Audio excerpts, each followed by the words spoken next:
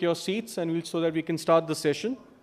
The Plenary 1 session is focused on South Asia's infrastructure and development need for connectivity in the Indo-Pacific. With that, I would like to invite the moderator for this session, Mr. Sabyasachi Mitra, Mr. Zaidi Sattar, Mr. Pankaj Hazarika, Mr. Madhav Belbase,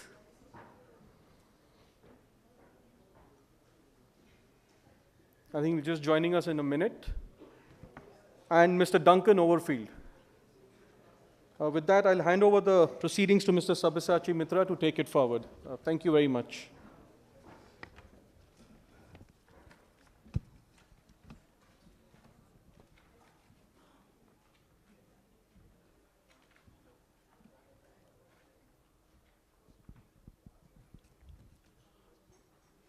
Good morning, and welcome to Plenary 1 of today's conference. The title of the Plenary 1 is South Asia's Infrastructure and Development Needs for Connectivity in the Indo-Pacific. This is at the core of any initiative that we look at in the region, particularly to be successful. In this case, the initiative for pushing the agenda on Indo-Pacific. We at the Asian Development Bank a few years ago had done a study called Asia 2050, Realizing the Asian Century. And one of the key conclusions was that unless South Asia integrates within itself and with the rest of the region, Asia is unlikely to fulfill its full potential. Today, this morning, we have a very distinguished panelist, and I'll briefly introduce. You have the CVs, I think, in your folders, so I won't go into details about their biodata. On my left is Mr. Zaidi Sattar, who's the chairman of Policy Research Institute, Bangladesh. Next to him is Mr. Pankaj Hazarika, Director, Connectivity and Security Division of BIMSTEC. On his left is Mr. Madhav Belbase, Joint Secretary, Water and Energy Commission Secretariat, Government of Nepal. And at the extreme left is Mr. Duncan Overfield, who is the Deputy Head and the Regional Economic Development Lead for Asia Regional DFID of the UK. Initially, I would request each of the panelists to keep their remarks brief, maybe for around 5 minutes each, and then we will take questions from the panel, from the floor. Let me begin by asking Mr. Zaidi Sattar for his brief opening remarks. Thank you, Mr. Moderator, Sabyasachi Mitra. First of all, I thank CUTS and the partners for inviting me and addressing this first plenary. It's a great privilege. I think the tone has been set by the opening plenary about this conference on connectivity. And I think the first, it was very well pointed out that beyond this conference, I think connectivity is not going to be just a byword for globalization. So we've got to think beyond the box, and I think the point has been made, and I would like to stress on that connectivity is not just limited to physical connection through physical infrastructure. There's a lot more beyond physical infrastructure for connectivity. A recent work by the World Bank has been referred to in this, in the opening plenary, and the title is interesting. It's called A Glass Half Full. And it turns out that Policy Research Institute actually sponsored this event in partnership with the World Bank. It was a global launch of this research work on South Asia trade and regional integration. So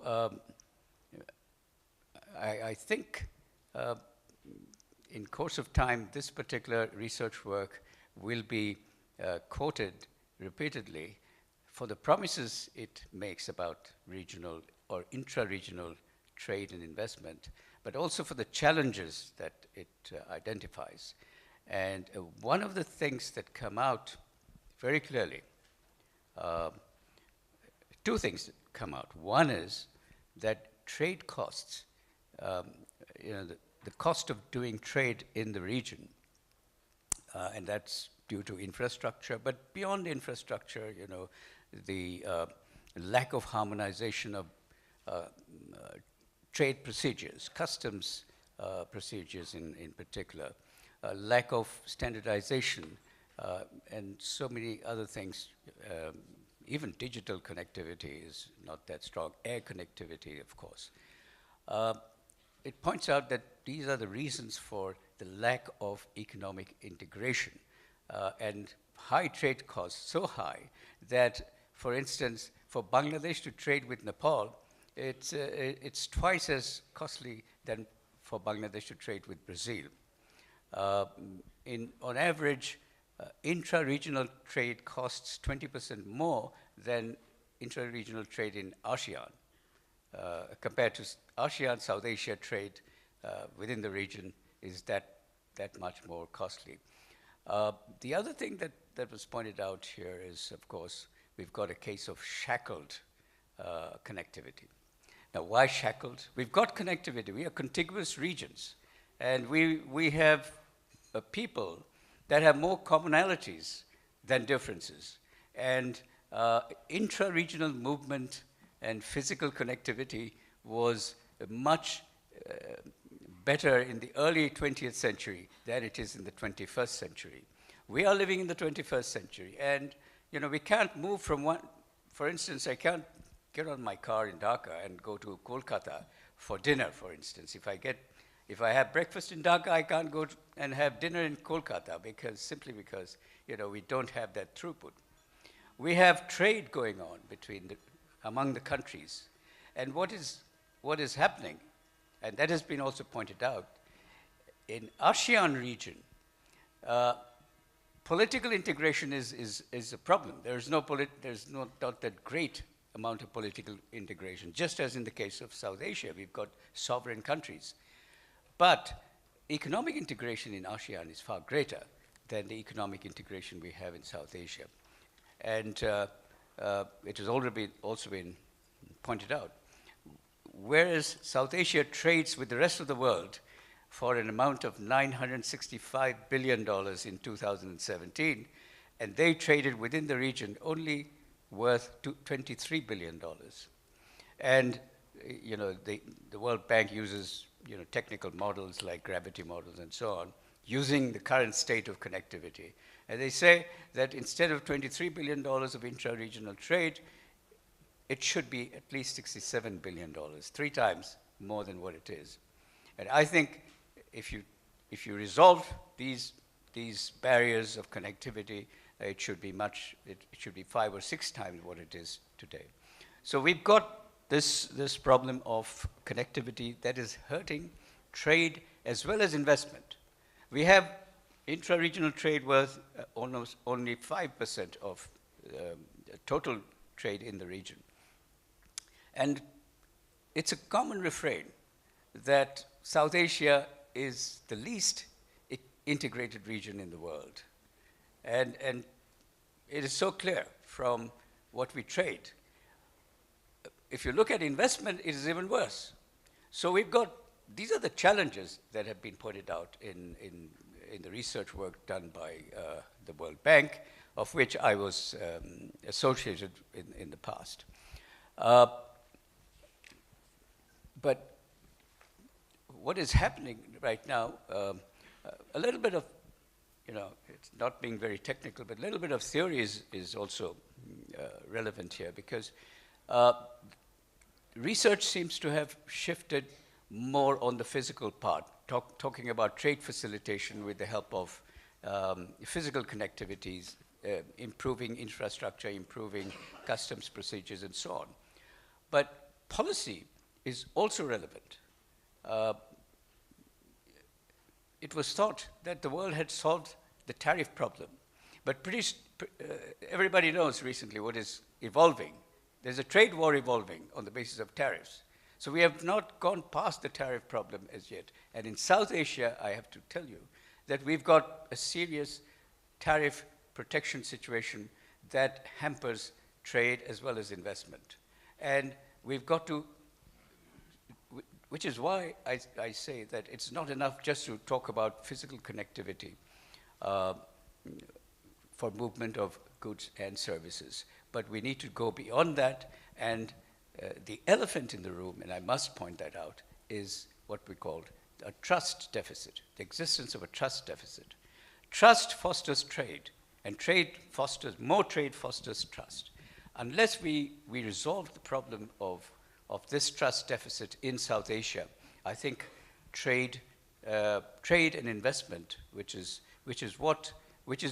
actually drives growth, which drives job creation in this region and poverty reduction, that outcome will be very difficult to reach.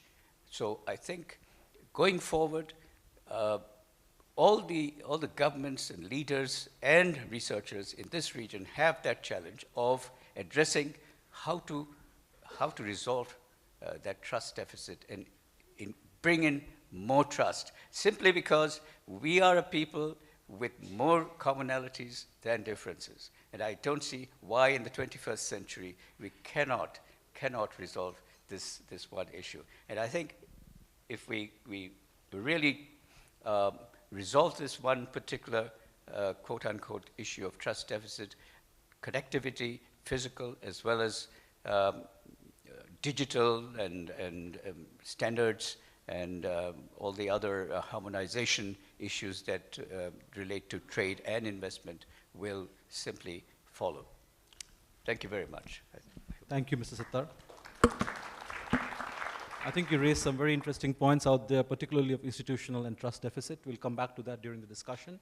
Let me now turn to Mr. Pankaj Hazarika, and I would request him more about, because he is in the BIMSTEC Secretariat, focusing about not only South Asia, but Southeast Asia and beyond, the integration of the region.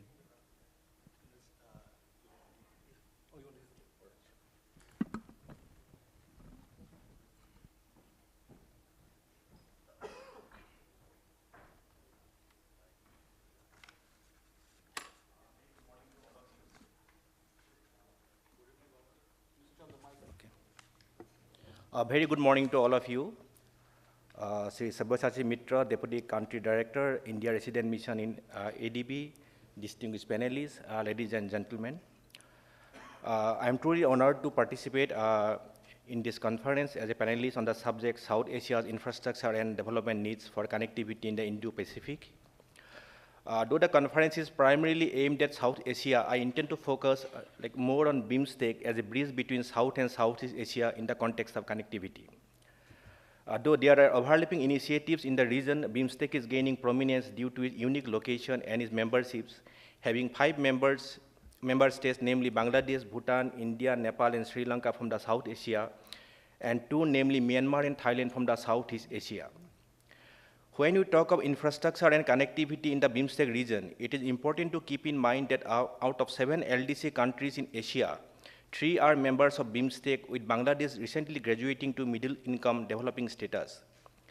Again, when we talk of BIMSTEC, we're actually talking about one of the least integrated regions in the world, both in terms of physical connectivity, trade and economic connectivity, and digital connectivity. This is despite the fact that not very long ago, the Bay of Bengal used to be a center for global maritime trade and a hub of commercial and cultural exchange.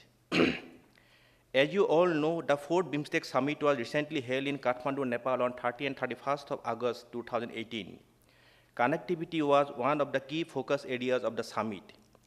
The leaders during the 4th BIMSTEC Summit reiterated their resolve to establish seamless multimodal transportation linkages and smooth, synchronized, and simplified transit facilities through the development, expansion, and modernization of highways, railways, waterways, sea routes, and airways in the region.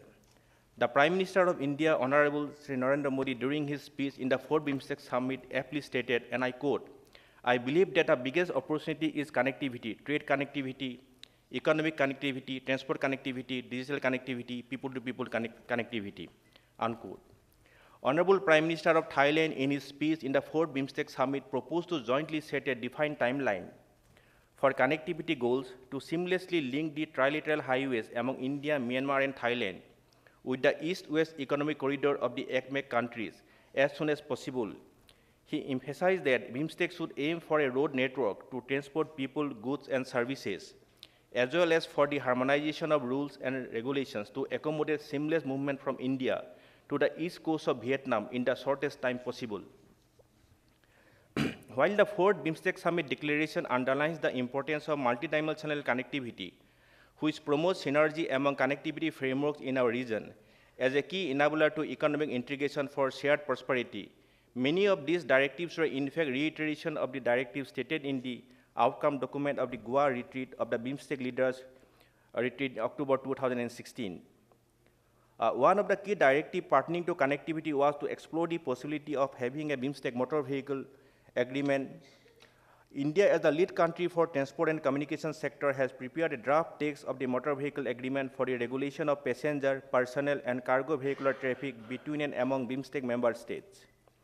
We have carried out the first round of negotiation on the draft early this year and expect to commence further negotiations soon. Another key directive of the leaders was to conclude BIMSTEC coastal shipping agreement. India, as the lead country for transport and communication sector, has prepared a draft of the coastal shipping agreement. We have carried out the first round of negotiation of the draft agreement last year in the month of November and expect to commence further negotiations soon. To prepare a master plan for BIMSTEC connectivity is an important directive of the leaders.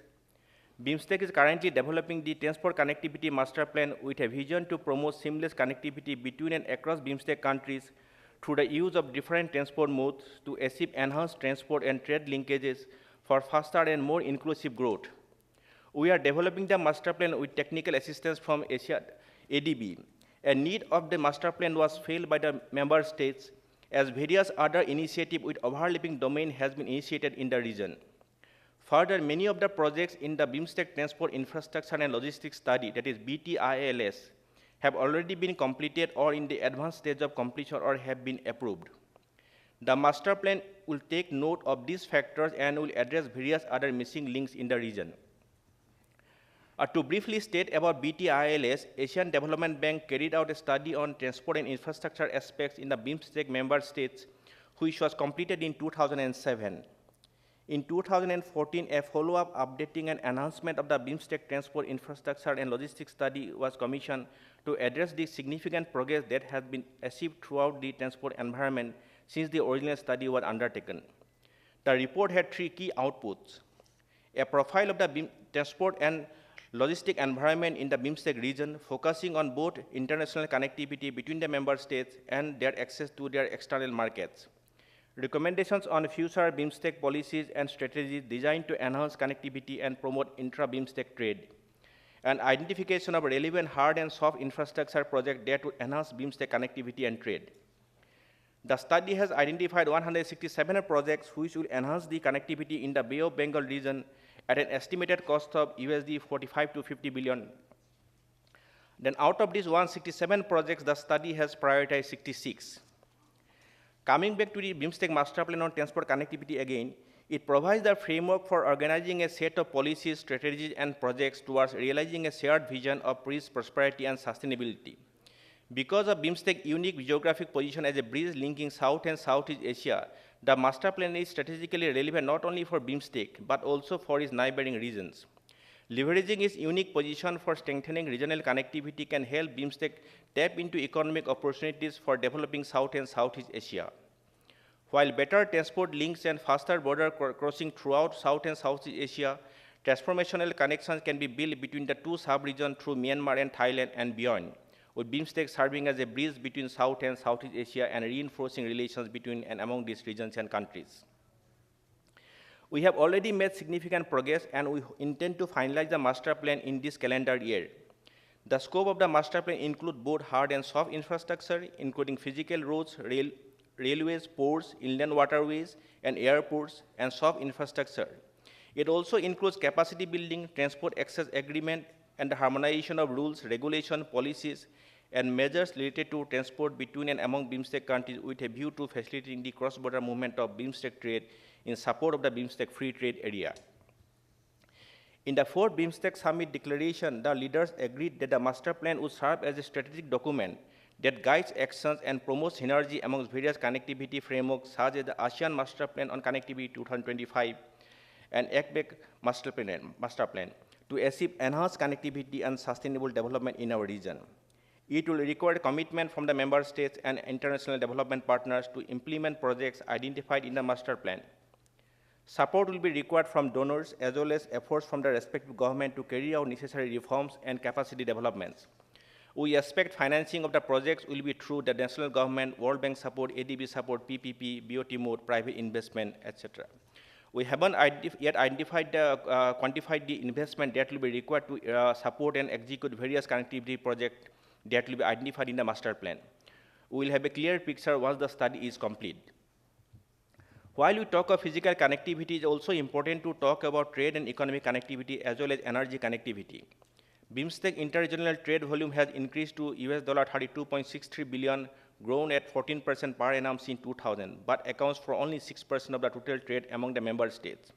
Though BIMSTEC has made reasonable progress in the last 20 years, the visibility of those results is limited due to inability of BIMSTEC to cross the last frontier in number of issues, including BIMSTEC FTA. The leaders of the first BIMSTEC summit reiterated the importance of trade and investment as one of the major contributing factors for fostering economic and social development in the region. The BIMSTEC leaders renewed their commitment to an early conclusion of BIMSTEC free trade area negotiations and directed the BIMSTEC trade and economic ministerial meetings and its subsidiary bodies, including the Trade Negotiating Committee, to expedite finalization of all related agreements of the BIMSTEC FTA as early as possible. The leaders also agreed to revitalize the activities of BIMSTEC Business Forum and BIMSTEC Economic Forum to further strengthen government-private sector cooperation for the promotion of trade and investment. The leaders also tasked the expert group on BIMSTEC visa matters to continue negotiation for finalization of the modalities for the BIMSTEC visa facilitation. Decision acknowledgement by the leaders that the seamless movement of the industry and business leaders is vital for promoting trade and investment in the region. Bangladesh, as the lead country for trade and investment sector, is taking fresh initiative to resume FTA negotiations. The BIMSTEC Tech Negotiation Committee, created in 2004, has since held 20 rounds of negotiations. The last one was held in Konkan, Thailand in September 2015. At least 4 FTA-related agreements, namely trade in goods, customs cooperation, dispute settlement mechanisms, and protocol to amend the FTA framework agreement, are at the final stages of negotiations, while other 3 agreements, such as trade in service, investment, and trade facilitation agreement, are under negotiation.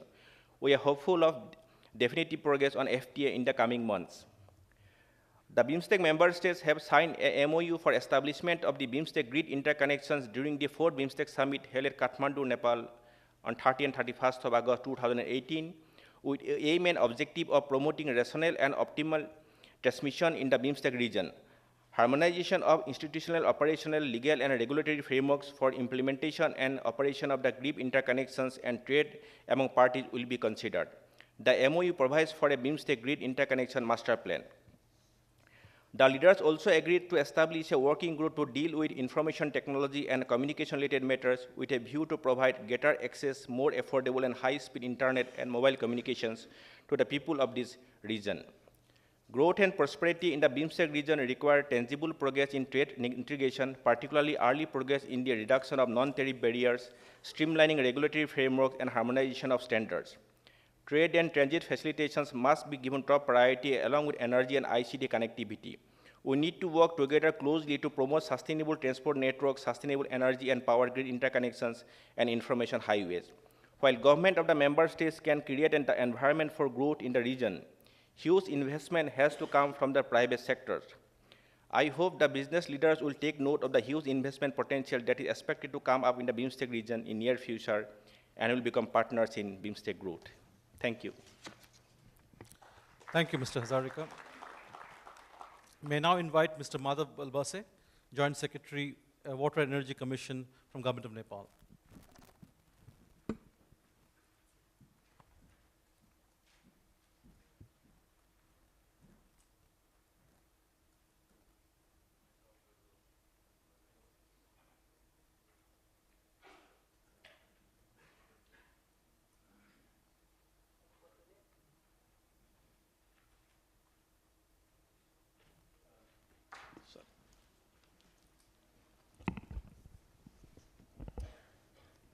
Thank you, Mr. Mitra.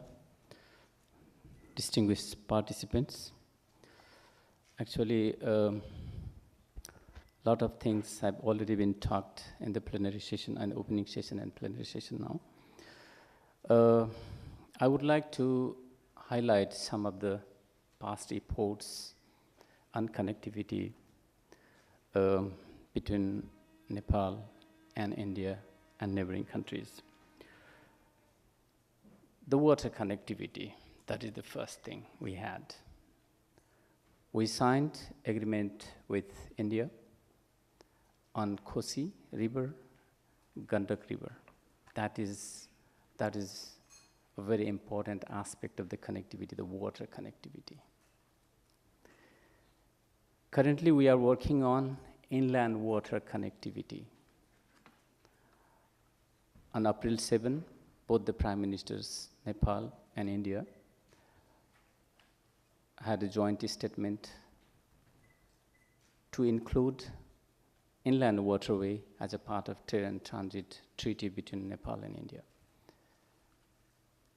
So this inland waterway connectivity has huge potentiality.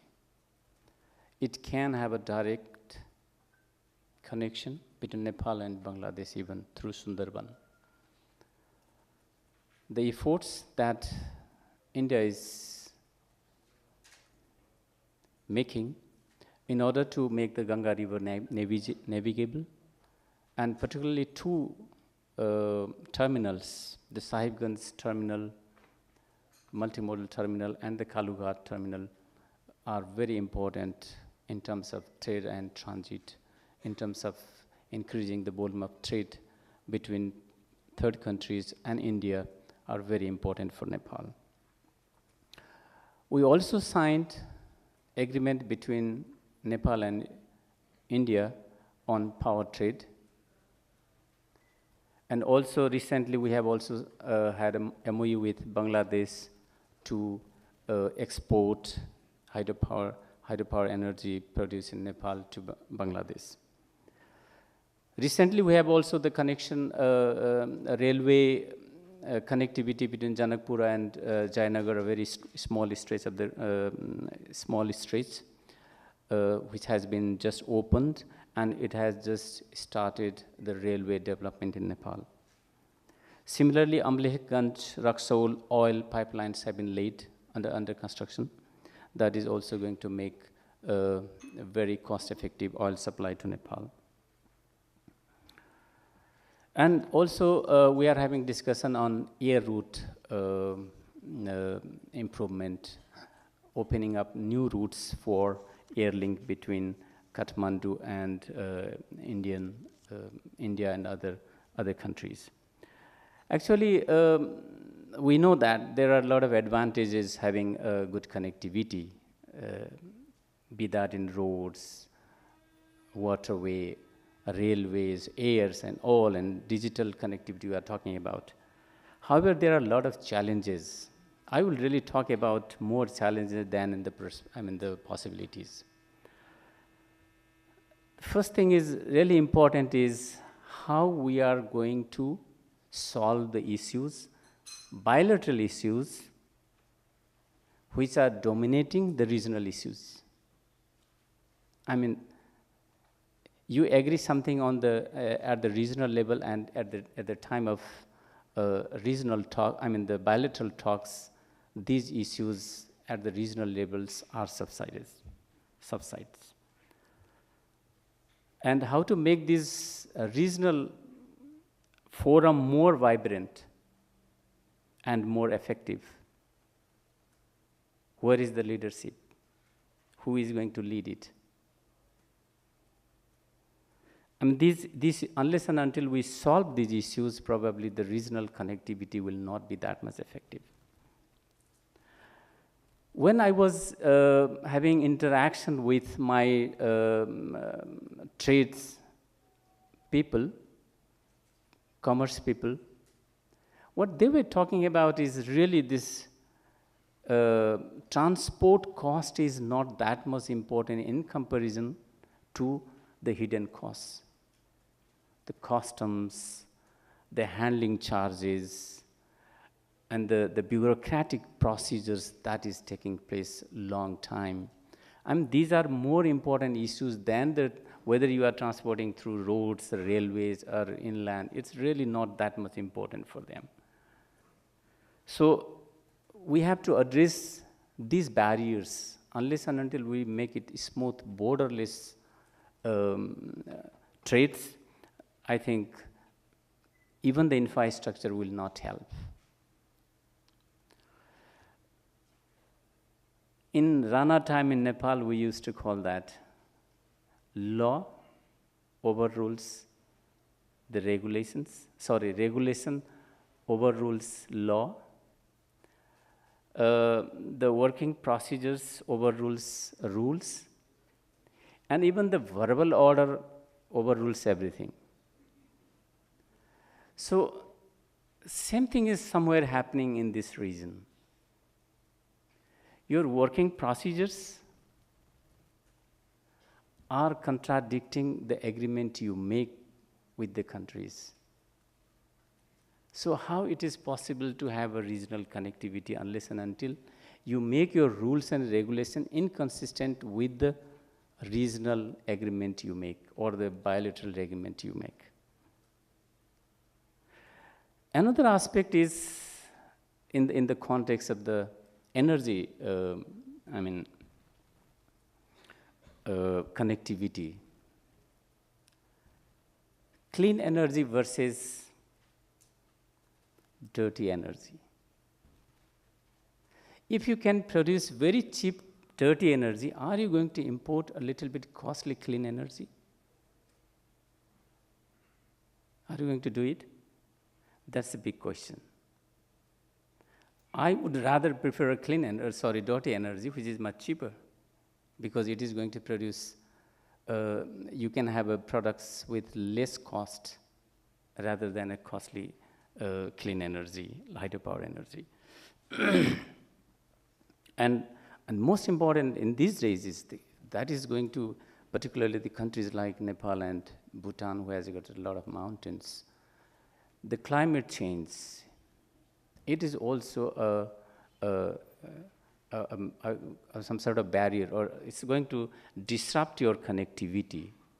You can experience more than 500 millimeter of water in 24 hours.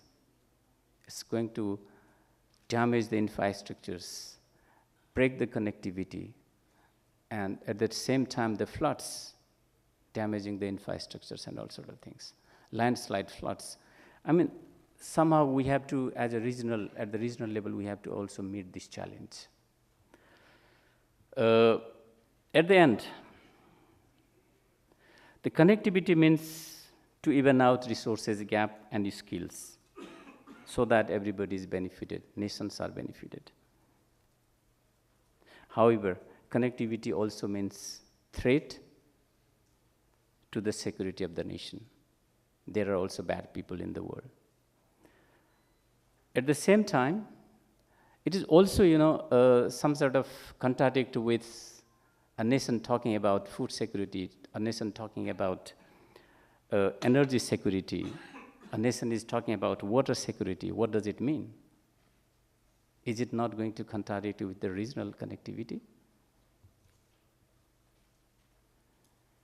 So, connectivity will bring prosperity to everyone, and also how we can combat the security threat is really a challenge. There is in Maha Upanishad, Maha Upanishad in Hindu text, Udara Sarita Namo Vasudhaiva Kutumbakam. That means the whole world is a family. That means the emotional connectivity is equally important besides having infrastructure connectivity. So, let us be more generous and let us connect the minds of the people of the world along with the physical connectivity so that there will be peace and prosperity in the world. Thank you very much. Thank you, Mr. Belbase, for those insights. I think you raised some extremely important issues about the effectiveness of regional agreements, leadership issues, and more particularly about the effectiveness of working procedures over the regional agreements. We'll come back in the discussion to this. The next speaker has the advantage of being in the region for nearly 9 years, and yet he has also the advantage of looking at the region from outside. So I would now request Duncan Overfield from DFID to make his presentation or brief remarks. Good morning, and thank you very much. It's a real pleasure to be here this morning, and I think it's fantastic to work in a department where we actually get to look across the whole of Asia, and it brings a particular perspective to the table. So I'm just going to focus sort of a few comments around the challenges of bringing together the whole of the region, and some of the things that I think offer sort of like, certainly areas of hope and also sort of areas of challenge, I think, yeah. So I think the first point to make is that this is a really big question. The extent to which the answer will determine how well the region will become connected over the next 20 years. This connectivity, of course, is absolutely critical. The extent to which that connectivity takes place will determine the extent to which there will be access to global and regional markets for the region, and particularly for those parts of the region that are lagging. And without this, growth will slow and poverty will be deeper than it would be otherwise. So there are some really big challenges. There are so many countries, there are so many sub-regions, there are so many institutions, there are so many governments working on this, that the need for cooperation and coordination on the face of it looks like an impossible task. It's certainly difficult, but I would question whether it's impossible. The other thing that we should sort of very much take about, the level of financing and pace that has been injected into the region at the moment is actually really, really picking up. And it's particularly offering a lot of opportunities around the harder parts of the infrastructure question, but perhaps it's not focusing quite so much on the softer elements. Perhaps the greatest area of concern that I would have when you look across the entire region is there is a lack of an agreed and overarching regional plans which bring together all of the things that the region needs. Something which would help to ensure that the corridors of connectivity, particularly in transport, in energy and in IT, are optimally selected, and that they're designed and implemented to a high standard. And it's very difficult to pick on a particular institution that could perhaps take that forward. However, there are many institutions that partially cover that. We have SAARC, we have BIMSTEG, we have ASEAN, institutions that have been around for quite some time. And then we also have sort of new initiatives that are really beginning to push things. We have the free and open Indo-Pacific. We have India's own lines of credit on infrastructure to its near neighbours. We have the Belt and Road Initiative, in addition to the large ongoing efforts that the IFIs are pushing forward on. And there are, of course, new institutions coming in. We have the AIIB, we have the New Development Bank. Many institutions are coming into this space, and it is offering huge opportunity, but is just increasing the coordination sort of challenge around those. I mean, we do need to, we perhaps do need to learn the lessons around what has actually been done in other parts of Asia and perhaps in other parts of the world. There are some very big lessons to be learned and applied from how the GMS was taken forward, and how eventually it did bring together a sort of a strategic investment framework. I mean, it did take a long time for that to be developed, but it brought that framework together in a way that it was owned by all the governments across the region, and it was actually used as a prioritization tool for financing. And there's quite a lot to be learned from that. I think there's also quite a lot to be learned from what's going on in Central Asia at the moment as well. And obviously with Uzbekistan really coming back into that environment again, the opportunity and pace is increasing, and you can see the way that CARIC is actually really beginning to pick that up. there's a question then about to what extent this could be effectively taken forward, sort of particularly in South Asia as one of the sub-regions. SASAC is established, it is picking up pace, it is beginning to move into this area of developing investment frameworks, and it was particularly encouraging to see the investment framework coming out of the BIMSTEC summit, which actually really does bring together and starts to deal with some of the questions about connecting across sub-regions, which is actually very, very challenging. There's a question then, so perhaps I've identified GMS, the SASIC, this character. There are sort of indicative higher level sort of like sub-regional planning institutions to which all of the governments and sort of all the IFIs are actually stakeholders in them.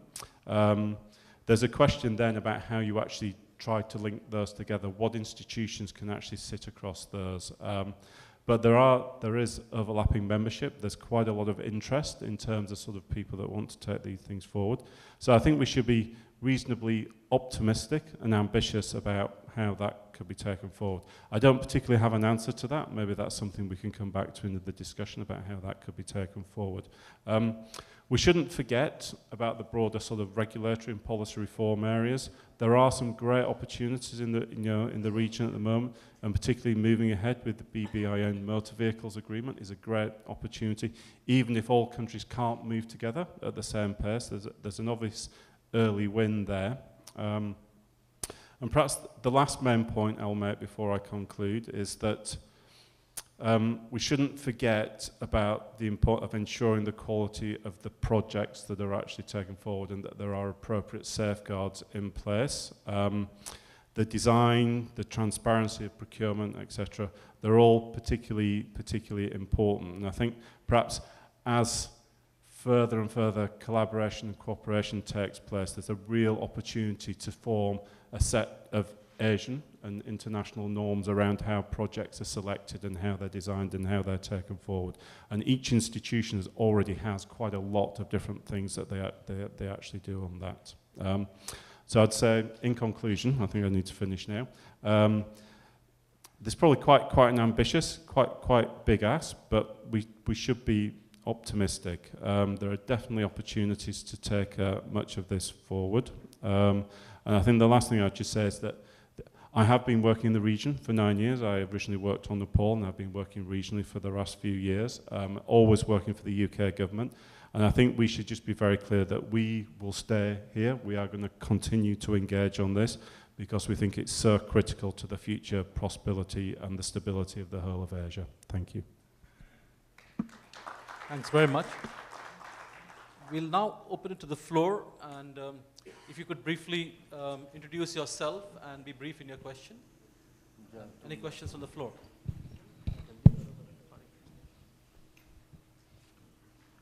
We have some questions here in front of us.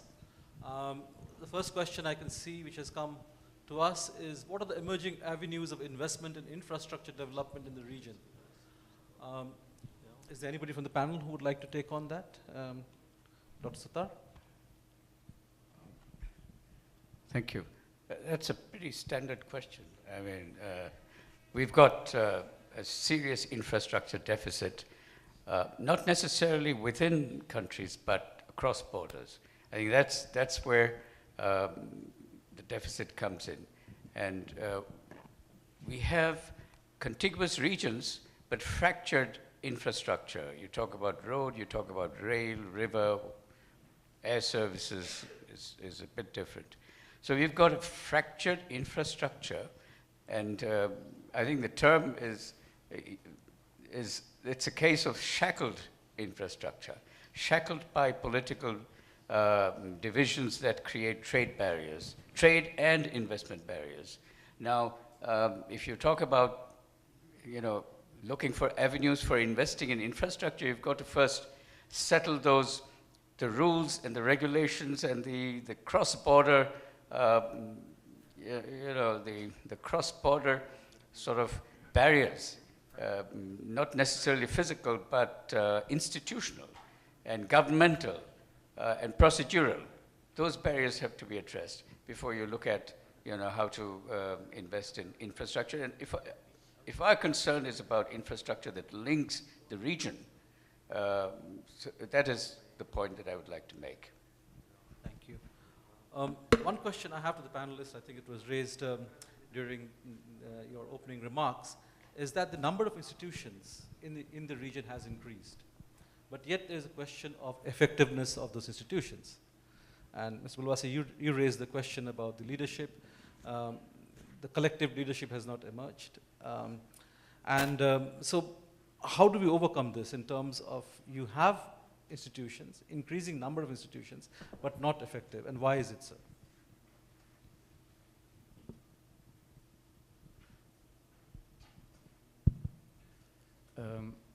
Thank you very much. Actually, for me, again, same question comes into my mind.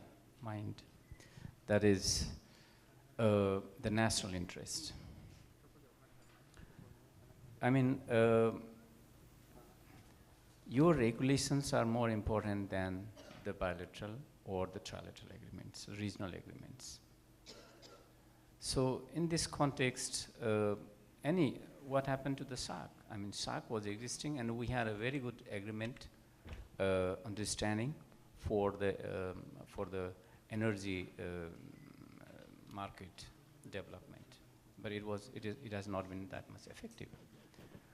Although it is very important that we should have some sort of electricity connectivity in the region between the nations, but it's not functioning well. I mean, somehow it is linked with the national security. So we have to really make some sort of consistent sort of rules and regulation policies, and accordingly we have to establish the institutional mechanism. We really have to have some sort of trust, faith among ourselves. Then only institution policies can work effectively. If I could add to that, particularly on SAARC and the follow-up with SAFTA, the South Asia Free Trade Agreement. When SAFTA became effective in around 2004-05, we were hopeful that at least trade would be energized in the region. But strangely enough, it didn't happen. In the 1990s, when SAARC came into being, we still had about 5% of trade within the region. And even after SAFTA, with all the liberalization, and India practically gave zero tariff to LDCs, including Bangladesh. And yet, the share of intra-regional trade remains at 5%. So what is really the problem? When you look at South Asia, you see, we have a situation between India and Pakistan. We have a case where Pakistan will not give MFN, the most favored nation, treatment to India, and they simply have not been able to come to that term. And that's most favored nation is a clause that is somewhat misconstrued, because it simply means under the international rules, it's non-discriminatory treatment to all members of WTO. So you're not really over treating some countries. So that is the political explanation of that particular clause could not be made in Pakistan. So Pakistan is essentially left out of SAFTA. So when you take Pakistan out, what you're left with, the biggest traders in South Asia are Bangladesh and India. India-Bangladesh trade now makes up about $9 to $10 billion of the $23 billion of trade that goes on. And actually, the calculation tells us that this $9 billion could be actually $25 billion. But it's not happening because we've got fractured infrastructure to start with. We've got a case where, trucks cannot, there's no throughput. Trucks loaded with cargo will have to unload at the border and then reload at the other border. I mean, the cost of this trade is borne by the consumers of South Asia, Bangladesh, India, and so on and so forth. So we've got the physical, the barrier that has to be overcome, and then, of course, there are these processes that are still burdensome for the traders. And then, of course, if trade doesn't really get energized, investment gets affected. So I think we have the trade to investment to growth connection is actually missing. So we've got to re-energize that connection in order to get the outcome that we need from increased trade, investment, and growth in the region. Thank you. Thank you. I just wanted to make a quick point. I think sometimes those of us who work on the economics and are looking at the development benefits sometimes just, I think, almost inadvertently overlook the security elements of basically of what goes on around sort of like borders. And I think things to do security, sort of maintain your border, all these things are absolutely fundamental parts of sort of a nation state. And I think sometimes what we actually need to do is that we need to integrate work on security much more into the economics and sort of the technical solutions that we try to take forward. And we can actually do this, and it's very. I was at the sort of the Petropol border like quite recently, just seeing the queues of trucks sort of on the Bangladeshi side, where there's a lot of physical inspection, unloading and reloading. You think if you were to compare that to borders around the world with other countries where trucks go effectively straight through because they're all pre-cleared, but there's a level of technology and security technology that has been associated with that. So I think it's something that perhaps is a shortfall of us, that we should concentrate a little bit more on that, and we should focus on that as a means of sort of moving forward with some of the issues around the trust deficit that obviously keeps being mentioned. Thank you. I think some of this is already happening under the trade facilitation program of the SASEC. If you look at it, some trial runs using these technologies that you're talking about from Bangladesh to Delhi airport in terms of large British companies, from India to Nepal under that has happened actually, and very successful runs, which actually lowers the transaction cost. One point that Duncan, you made in your opening remarks was about this lack of a overarching regional plan, but yet we see you mentioned about GMS, you mentioned about CAREC, and you mentioned closer home and SASEC. And these are functional cooperation. These don't go beyond political or security, but they have been quite successful. When GMS started when that region was in conflict, and it is one of the most successful functional cooperation programs. Is there some kind of equilibrium between the sub-regional programs and the overarching framework that we're yet searching for? First Duncan, and then I'll come back to the panel. Just give me the really easy question there, yeah? Yeah, finding that's a very, very difficult question to answer, finding the equilibrium. We can clearly see that there needs to be some type of overarching plan or vision that goes across all the sub-regions and across Asia. But maybe it shouldn't go much further than a vision and a view as to what things are, and maybe just major outlines of the big bits of connectivity in the energy and the transport and the IT sectors. But then when it actually comes down to sort of the details of making things happen in practice, most of the infrastructure will be 2, 3, 4 countries that will be involved. And that's perhaps where you need to come. But the real issue on sort of the equilibrium is where those connectors go across different sub-regions, and I think we're still searching for a solution to that. But I do think organisations like BIMSTEC offer a real potential way forward on that, and being able to maybe model something through BIMSTEC that looks at Southeast Asia and can potentially extend things like the motor vehicles agreement sort of further to the east. Might be, I think we probably need to go through a bit of an explosive phase and to see what type of equilibrium you can actually generate as you work across. I think it's a very difficult question to answer, but we've probably got some pointers to things that we could perhaps like take forward. I'm not sure, I think it may take us a while to find an equilibrium, but I think we can probably make progress on that. Thanks.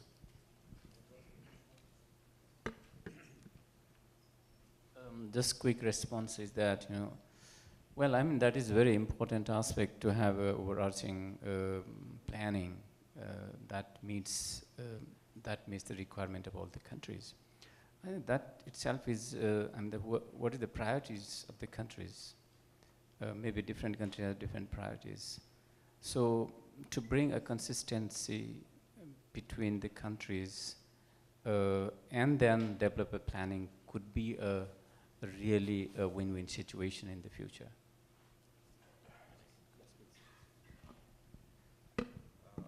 Just to give you additional points, like when you talk of BIMSTEC, I think BIMSTEC is very vital in the whole issue of Indo-Pacific.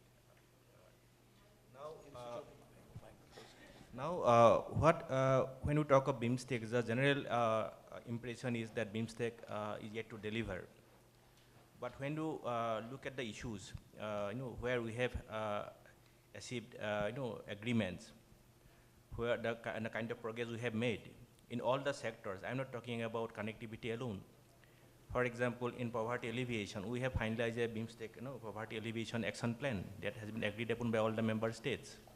We have a tourism action plan which is approved by all the member states. Then we have a convention on mutual legal assistance in criminal matters. We have a convention on international terrorism and transnational organized crime, illicit drug trafficking. So we have got so many different things where we have achieved agreements actually. Even in case of motor vehicle agreement and this coastal shipping agreement, we don't see major differences among the member states. And that's why we are very much hopeful. In fact, when this agreement was initially drafted, it was only meant for passenger and cargo vehicular traffic. Then it was agreed upon that we can also include personnel into that. And all member countries, they have agreed in that point. So we could do that. So we don't have major difference of opinion as such. Yes, security is an issue. And even the security issues also, which also we have made quite a good progress, in fact. We have been negotiating a convention against trafficking in persons. We have been negotiating some convention on extradition, convention on transfer of sentenced persons. So there are so many things which may not be available in the public domain, but there are many things which we have been doing in BIMSTEC.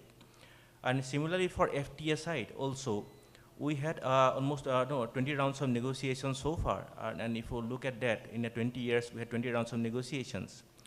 Then the difference of opinion, I think the FTA is not in place because of some issues between a couple of countries, and we are hopeful of doing that. In fact, we have got very positive response from both the countries that they are ready to come forward. So in the next round of negotiation, probably we will have many of the issues settled. So yes, there are issues. Many times the domestic issues try to override the regional issues, but the member states, they all agree, even in the summit, that yes, BIMSTEC needs to prosper, BIMSTEC needs to grow. There is unanimity on that particular issue. And just because we had the summit, in spite of so many issues around, a successful summit, it shows the commitment of the leaders and even everybody around that, yes, BIMSTEC has to progress. So from our side, we are very optimistic because we are seeing practically how the negotiations are going on, the kind of response we are getting from the members, the kind of response we are getting, the questions, the response we are getting from other stakeholders. So we are quite positive about this. Quick, briefly, Mitra. Yes, very quick point. And this is related to the issue of connectivity in the region. And that has to do with the digital age. We are in a digital age, and South Asian countries are going ahead, advancing in digital various stages, and India is in the lead. But when it comes to trading through the digital, and through automation and all those things, these countries have switched to automation in trading somewhere in the early 1990s. But what has not happened is that the business processes have not been changed. They basically adopted the manual procedures they already had and automated that. As a result, you don't get 75% of the benefit that you get from automation and digitizing the trading procedures. And that really, so there is a resistance in most of the countries because of the revenue objective of imposing taxes on trade in goods. So that revenue objective is becoming a barrier to trade facilitation in the region. And that is something that need to be addressed in this digital age. Digitize and change the business processes with it. Thank you. Let me turn to the floor and invite a question. Yes, the lady there on the right, please. Hi, good afternoon. I'm Dia Nag from the Asia Foundation. Mr. Sattar, it's great that you brought up digital connectivity. I was interested to know a little bit from the panel about your thoughts on, it's early days, but e-commerce, and what would it be sort of the potential for the region to tap into this? I think Sri Lanka had been talking about it a little bit, and so it would be good to hear from you, your thoughts on that, and also the role of the private sector. Any more questions? Yes, please. Hello, my name is Anil Gupta. I am the retired CMD of Container Corporation of India, working for UN SCAP now, and I've recently done a study on connectivity on the South and Southeast Asia route. Sir, we have been hearing about trust deficit, and the discussion gave me a feeling of pessimism that nothing is going to happen very soon. And we will remain at a very suboptimal level of trade within the South Asian region. I think that is a very, very pessimistic attitude. I think let's look at it differently. Let us look at Nepal, for instance. With Nepal, India has 2 rail interchange points. I'm talking about railway because I'm also a railwayman, ex-railwayman. At Raxaul, we are interchanging almost 100 trains in a month. 100 trains are being interchanged. So what are we talking about trust deficit? There are procedures laid down. Cargo is not getting unloaded. There are seals are being checked, containers are going, even break bulk traffic is moving from one country to another. This has been extended recently to that other point, other interchange point also, where RFID sealing has been made mandatory. 3 trial runs have been done. They've been very successful. And I think when it can happen in one country, within 2 countries, the same model can be made applicable in other countries also. Secondly, to be very brief, I know the time shortage. In Bangladesh, there is a container train which was ultimately ran in the month of April this year, between Kolkata and Bangbandhu West Station. And Bangbandhu West Station does the door delivery for Narayanganj area and all the industries located in Bangladesh. I think the costs are very, very good. It made a real tremendous sense. It is really a matter of detailing, I think, which we need to have to prescribe these procedures, that if we can do break bulk, on Bangladesh also incidentally at the 4 rail points, we are moving around 150 trains a month. So it is not that movement is not happening. Movement is happening. Issue is trucks are also moving between Nepal and India. Issue is trucks movement. Same trucks cannot come at other borders, towards which BBIN solution has to be found. Other issue, I think, is having these procedures streamlined and start moving for these direct runs. That's the observation that I wanted to make. Thank you. Let me just first get to the panel, and then I'll come back to the floor. On the digital question, which was you were raising just now.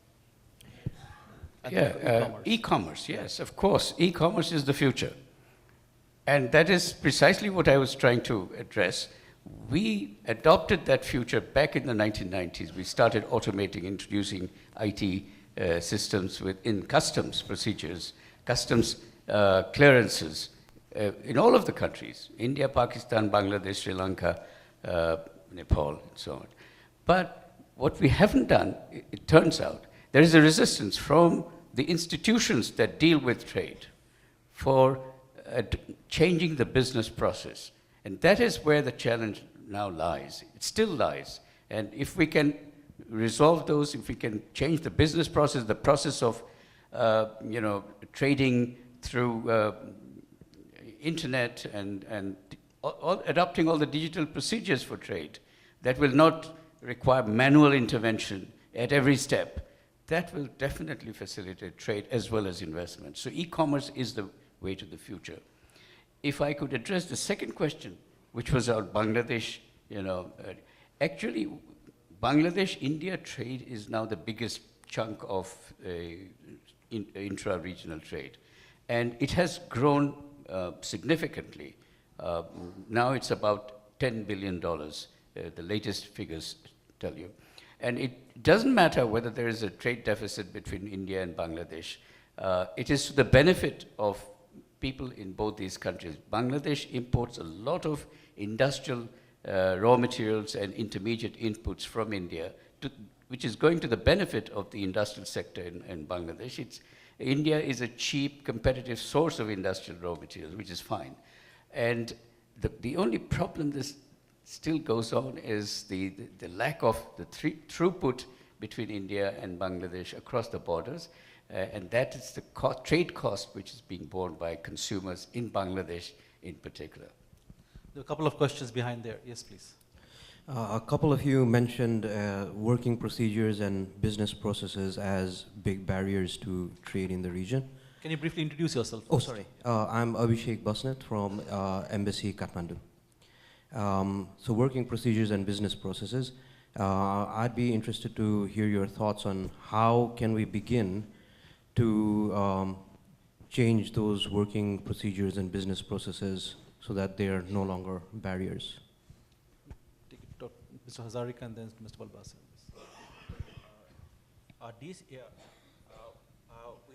We are concerned about these issues of BIMSTEC.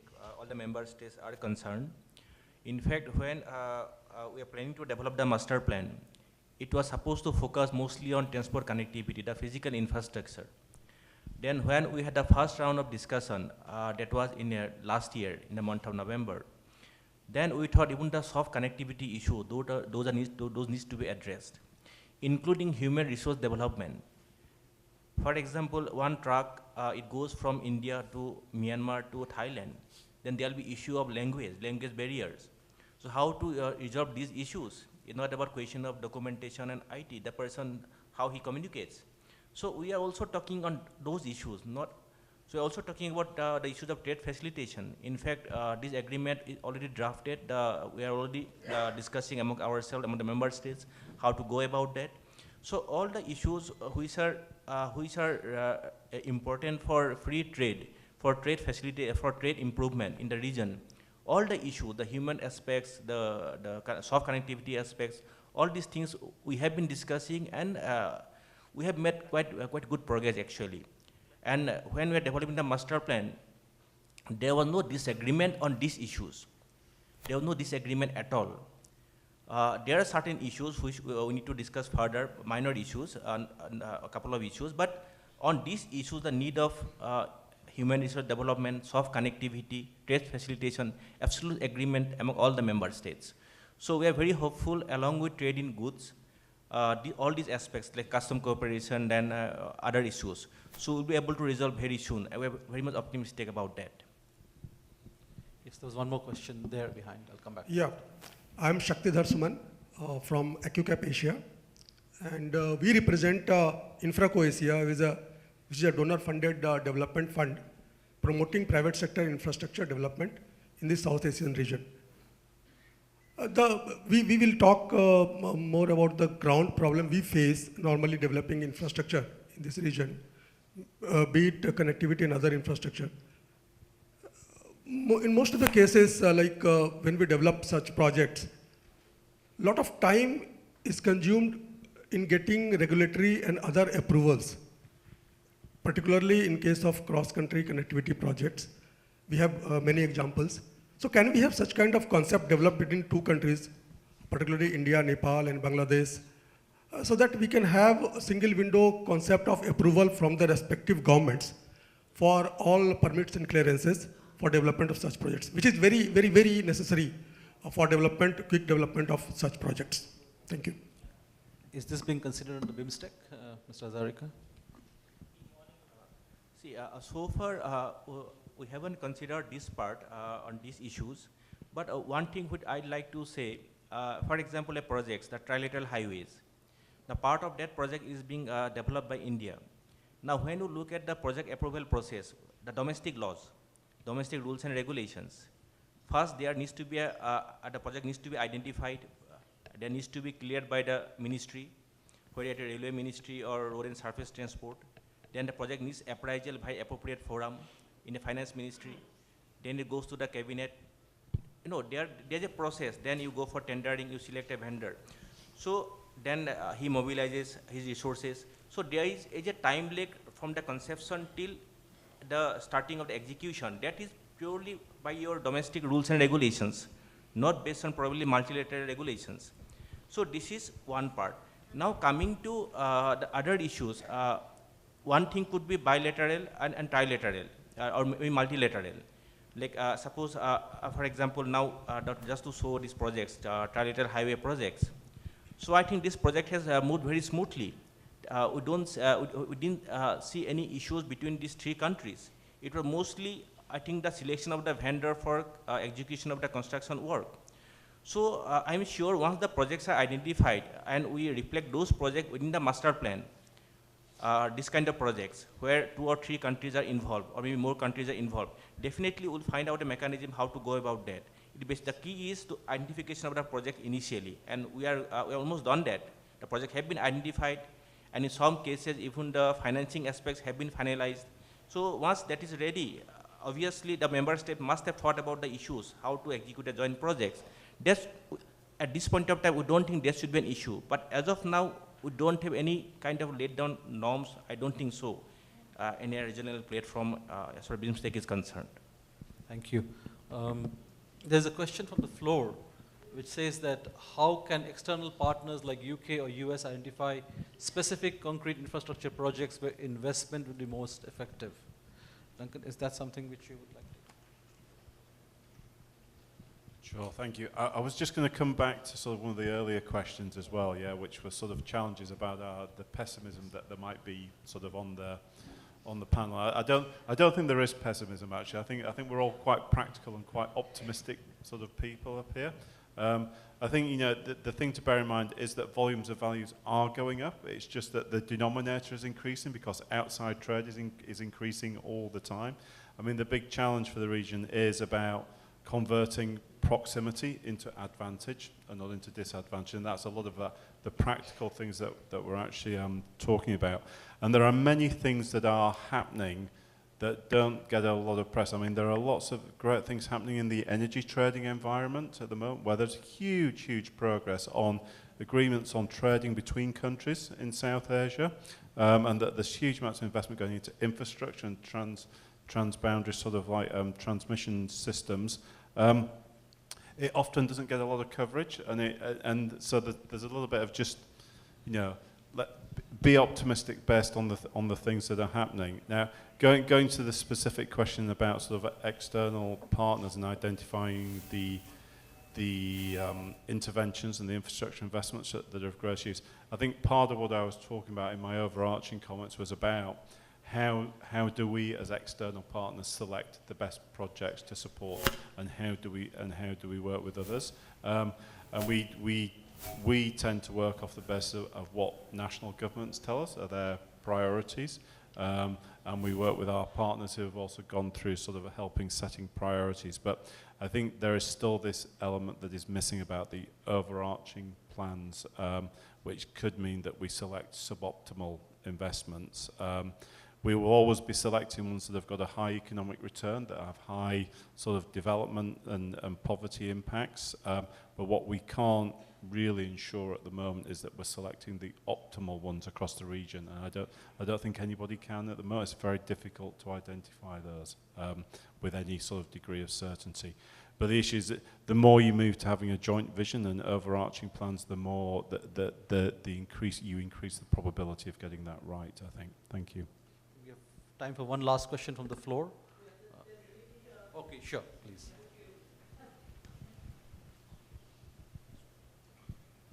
Thank you for the opportunity. I thought I might not be seen, you know, amongst all the gentlemen. So, anyways, what I wanted to ask you, I'm Tamche Dem from Bhutan, Association of Women Entrepreneurs. What I wanted to ask all the thinkers, movers and shakers in the room is that while we're looking at the problems, we seem to be focusing on the problems for so many years. And I'm just wondering whether with so many thinkers here, we still haven't come out with a solution. Is it because we don't know the problem? Is it because we don't know the solution? Or is there something else? Probably we need to ask ourselves that question. Having said that, what I would like to ask is, and this is something that I really need to know, is that do we have regional standards? Is there any work being done in that, on that, regional standards? Because I'm representing a woman, mostly, in rural Bhutan. We are looking at, working, building up entrepreneurship, let's say. That seems to be the catchword these days.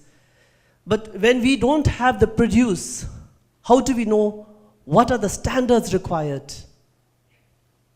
Is that there on the agenda?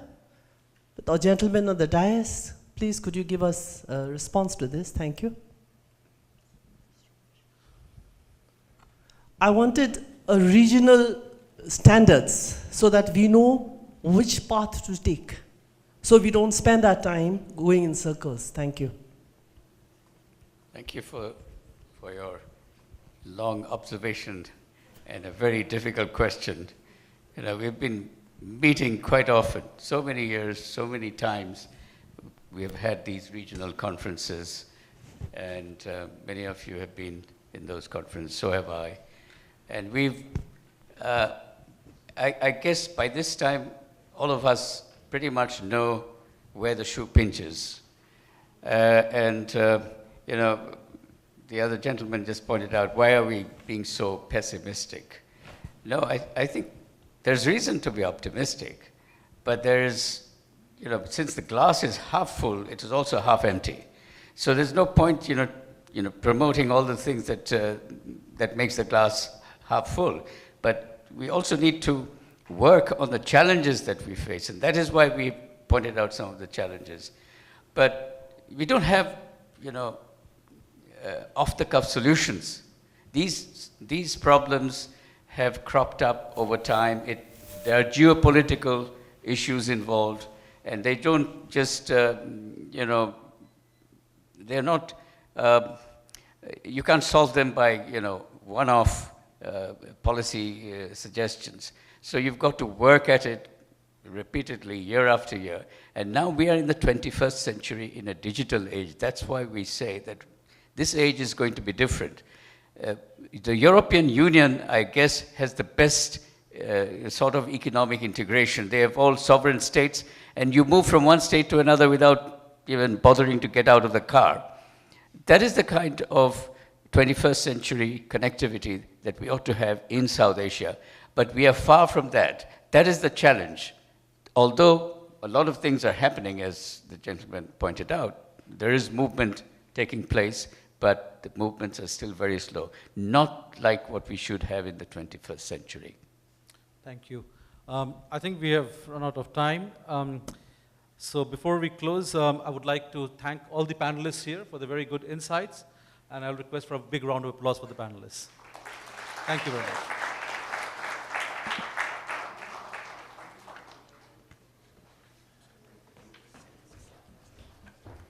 Thank you very much to all the distinguished panelists and speakers on the dais. Can we have a round of applause for all the panelists? I think we end on a note with optimism. I'm sure there are miles to cover, but I'm sure with the intention and the vision, we should be able to cover those miles. With that, I request my colleague Susan to come up and hand over the token of appreciation on behalf of us. Susan.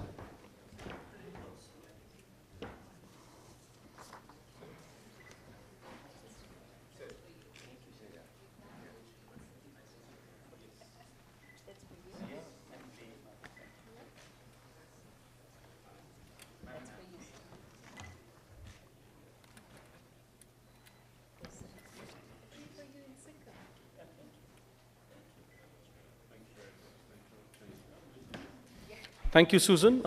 Just one house announcement. The fact that the Slido app has been pretty successful. We were not imagining so many questions being raised using the app. As CUTS and the other organizers, we will collect all the questions which have been answered, and some of them have not been answered. I'm sure all of you understand why. And we will ensure that we'll collate all the answers and we put that up on our websites, and with that would be disseminated to all the participants. With that, we shall break for lunch and request all of you to be back in this room by 1:30. The lunch is at the same place where the tea break took place in the morning. Thank you very much.